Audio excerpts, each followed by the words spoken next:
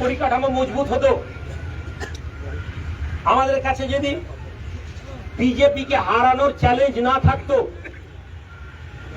বিজেপিকে হারানোর দায়িত্ব আমাদের, আমাদের নয় নাকি, আমাদের যদি না থাকতো, আমি আগেই বলেছি 16টা সিট আমি দিয়ে তৃণমূলকে এটা বুঝিয়ে দিতাম পূর্ব মেদিনীপুর জেলায় যে ইউপি তথা আইমা তথা প্রতাপ হোসেন তথা রুহুল আমিনকে এটা বুঝিয়ে দিতাম।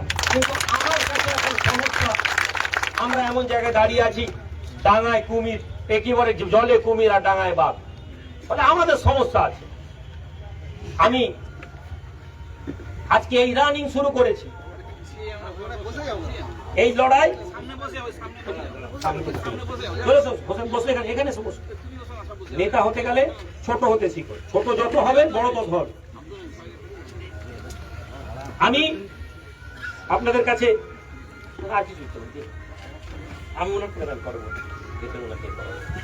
আমি আপনাদের কাছে এমন একজন শিক্ষিত মানুষকে, এমন একজন মানুষকে দিয়েছি, উনি এমনি খুব বেশি ধর্ম করেন না। তো আমি ওনাকে বলছিলাম, ওনার নাম হচ্ছে শ্রী সুভাষচন্দ্র মন্ডল, সুভাষবাবু। আমি বলছিলাম যে সুভাষবাবু আপনি আমাদের কাছে এলেন কেন? উনি বলছেন আমি আপনাদের ব্যাপারে অনেক দেখেছি। সুভাষবাবু দলিত মাইনরিটিদেরকে নিয়ে মুভমেন্ট করেছেন, অনেক ভালো ভালো কাজ করেছেন। উনি পেশায় আইনজীবী, তাই তো?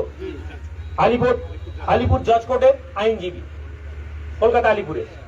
ফলে উনাকে আমরা পেয়েছি, এবং আমরা যদি একটু শক্ত হতাম, আমি এই মুহূর্তে আপনাদের কাছে খুব বেশি কিছু বলবো না, তবে উনি এমন একজন মানুষ, ওনাকে বিধানসভায় যাওয়া উচিত বলে আমি মনে করি। ওনাকে বিধায়কের পদে দেখা উচিত, ওনার দীর্ঘায়ু কামনা করি।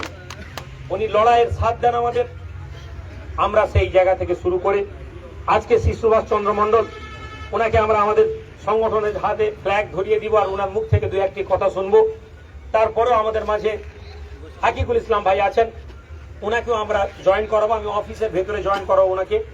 হাকিকুল ইসলাম সাহেব আমাদের স্কুল শিক্ষক, পার্বতীপুর স্কুল শিক্ষক হলদিয়া, এবং এরা কোনো আশা নিয়ে কিন্তু এখনো ঢোকেননি, কারণ আমরা এখন কিছু দিতে পারবো না। তো আমাদের কাছে তো এখন, আমি তো ওই লোক নই যে ভাই পয়সা দিচ্ছি ভোটে দাঁড়িয়ে যাও, তোমাকে আমি 1000 টাকা দিয়ে দিচ্ছি, আমি অন্য জায়গা থেকে 5000 দিয়ে দিচ্ছি, আমাকে 30টা সিট দিতে হবে।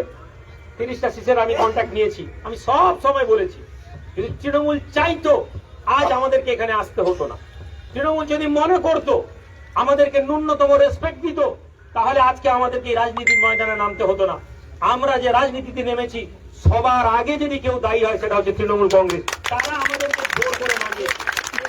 সুতরাং এই পরিপ্রেক্ষিতে সবার আগে তৃণমূলকে হারানো আমাদের দায়িত্ব। যে কটা সিটে আমরা দাঁড়াবো সে কটা সিটে তৃণমূলকে হারাবো, তারপরে। সম্মানিত ভাই, আমরা ফ্ল্যাগটা আমাকে দেন, আর সুভাষবাবুকে সামনের দিকে আনেন, ওই দিকে চলে আসেন। আমি শ্রী সুভাষচন্দ্র মন্ডল মহাশয়কে আমাদের জাতীয় উন্নয়ন পার্টির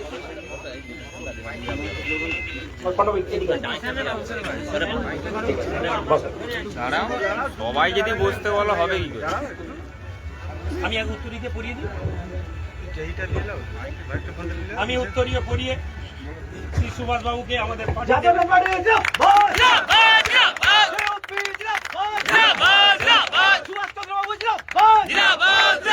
দলিত নেতা সুভাষ বাবু দলিত আদিবাসী নেতা সুভাষ বাবু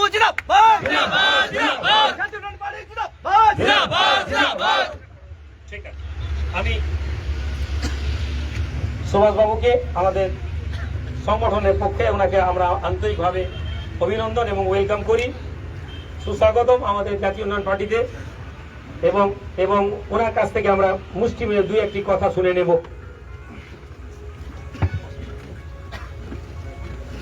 সবাইকেই আজকে যারা উপস্থিত আছেন প্রীতি শুভেচ্ছা জানাই। আজকে বিশেষভাবে আমি ধন্যবাদ, প্রীতি শুভেচ্ছা জানাবো ইউপির সুপ্রিমো জনাব রুহুল আমিন সাহেবকে, সঙ্গে শিক্ষাবিদ জনাব হাকিকুল ইসলাম সাহেব। আমরা দীর্ঘদিন আন্দোলন করছি, তাকেও আমার অন্তরের অন্তঃস্থল থেকে গভীর শুভেচ্ছা যে আমরা একসঙ্গে আন্দোলন করতে করতে আবার একসঙ্গেই একটা জায়গায় আজকে এসে হাজির হয়েছি। আমাদের নেতা তিনি একটু আগে বললেন যে আমরা কিছু পাওয়ার আশায় এখানে আসিনি। আমি একটু সংশোধন করে দেব যে অবশ্যই কিছু পাওয়ার আশায় এখানে আমরা হাসিকুল সাহেব আমি আলোচনা করে এসেছি।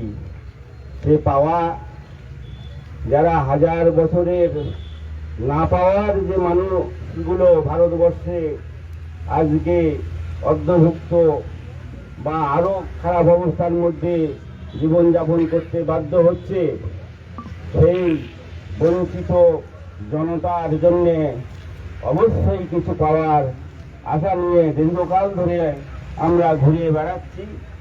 বিভিন্নভাবে আন্দোলন করে এই মানুষদের বঞ্চনার যাতে কিছুটা অবসান হয়, যারা বঞ্চিত করছে তাদের কাছ থেকে এই বঞ্চিত মানুষদের প্রাপ্য অংশ অন্তত কিছুটা আদায় করা যায়, এই আশা নিয়েই বহুকাল আগে থেকেই এই দলিত মুসলিম ব্যাকওয়ার্ড যারা মূল ভারতীয় তাদের আন্দোলনের সঙ্গে আমি যুক্ত হয়েছিলাম।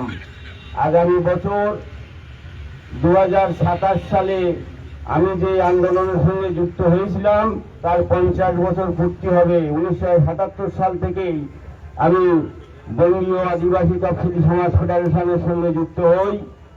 কলকাতার মৌলালির কাছে ক্রিক রোডে তাদের যে অফিস ছিল, আমি সেই অফিসেই প্রায় 1.5 বছরের উপরে থেকেছিলাম।